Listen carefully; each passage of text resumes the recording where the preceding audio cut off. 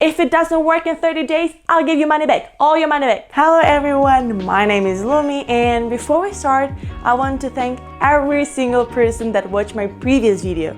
If you didn't, you can click here or the link will be in the description box below. And this week I want to thank this comment. Yes, it's from my sister, but I didn't force her to write this comment, so it still counts as feedback. In my previous two videos, we talked more generally, like what is public speaking, what is storytelling, what's the difference, what kind of storytellers exist according to Carmine and Gallo, and so on. And I think that was a very good introduction into my channel. Now you know what direction I want to take with it. But we're here not for general things.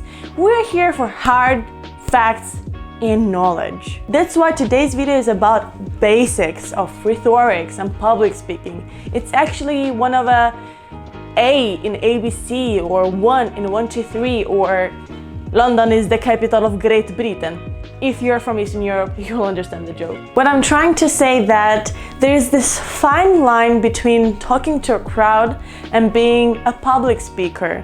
And this fine line are the rhetorics. If you've never heard about rhetorics before, it's the study and art and science and everything around effective communication. And although it had different forms throughout the history, it's actually more about how you talk and not what exactly you say. Let's begin with the first rhetorical device, repetition. This one is actually the easiest one, yet it's very, very effective. The idea behind it is that you take a word or a combination of words, usually that are the keywords or something that you want to put an emphasis on, and you basically just repeat it once or twice. For example, you're at a conference and you want to congratulate your crowd because you had a success.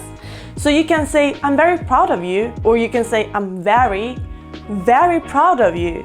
And you can also say, I'm very, very, very proud of you. It might sound exaggerated and stupid because you know what I'm doing right now, but believe me or not, if you use this very simple rhetorical device, it will make a difference.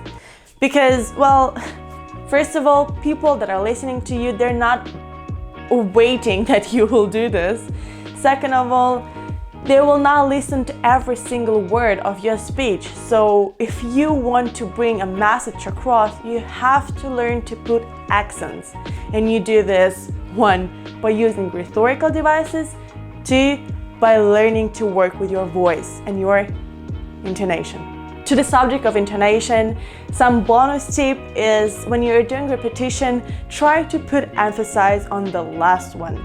So you either say the first two or the first one in a normal voice and then you put an emphasis on the other one, or you can make a scale with your voice. So you can say very, very, very, and so on. Second rhetorical device is contrast. Again, it's a very, very easy one. That's why it's in basics, but extremely effective because it helps your audience build some pictures in their head already. Also, it works very well when talking to people because we're used to it. Think back when you were a child. In every single fairy tale, there was this contrast. There was always a good person versus a bad person. So, not surprisingly, the most common contrasts used in public speaking are good versus bad, past or then versus now or present. And the contrast most beloved in politics is us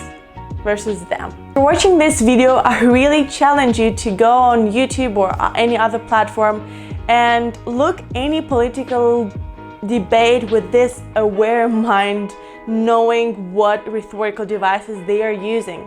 And you'll clearly see how they divide everything in us, we Democrats, we Republicans, we Eastern Europeans, we humans, and so on. And then they put again an emphasis on them. They Democrats, they Republicans, they, I don't know, immigrants. This trick is also used many times in corporations when they talk about financials. For example, last year we had a revenue of 1,000 euros, But this year, we had a revenue of 2,000 euros. Third rhetorical device is tripling. This one is almost stupid simple, but it's used really many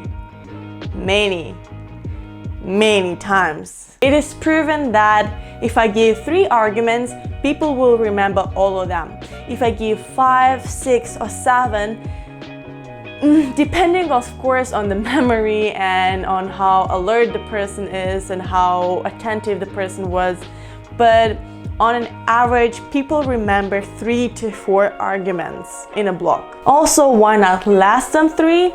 Because also it is proven that giving 3 or 4 arguments will make you look more professional and knowledgeable in what you're talking about. With triplings is again very understandable. You can either go for the easy version and just use 3 words in one sentence. For example, I went shopping and I bought bread, milk, and butter. Or you can structure your whole talk around 3 blocks. There are many models around that. Some say you should put your weakest point first and then just grade and grow your arguments.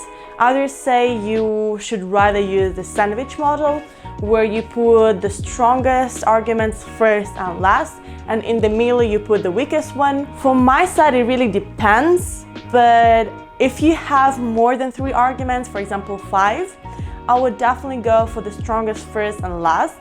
Why? Because people remember the beginning and the end, and somewhere in the middle they might get lost and they're not so aware what you're talking about. I talked about number 3 at the beginning, and although it's not a direct tripling, I would still encourage you to sometimes use it, especially in your titles. And it's not only about number 3. There are actually, again, 3. There are 3 numbers that are most recommended. This is number 1, 3, and 5. It is proven that when using these numbers, people first of all know what to expect. So either it's on YouTube, so people know when they click on your video, they will get 1 the best thing, or 3 the best things, or 5 arguments why. Or if you're at a conference, that will also make people see, okay, I would rather go to that talk because it's hands-on. If it doesn't work in 30 days, I'll give you money back, all your money back. So if you're an aspiring public speaker and you're really at the beginnings, I think it's very important to learn these 3 and then go step by step to the others. And on the other side, if you have to deal with talking and public speaking daily, weekly, or monthly because of your work or at university, I think these 3 rhetorical devices, repetition, contrast, and tripling, will bring some salt and pepper, to your talk. What rhetorical devices did you notice in this video? Write it in the comment section below and I will definitely make a shout out.